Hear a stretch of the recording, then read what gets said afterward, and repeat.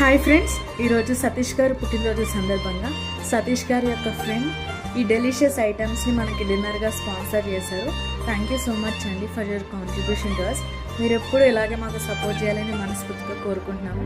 ఎవరైనా సరే బర్త్డేస్ అంటే ఎక్కడో బయట జరుపుకోవాలనుకుంటారు, కానీ నిస్సహాయ స్థితిలో ఉన్న మాతో మా పిల్లలతో కలిసి జరుపుకుంటున్నందుకు చాలా థ్యాంక్స్ అండి.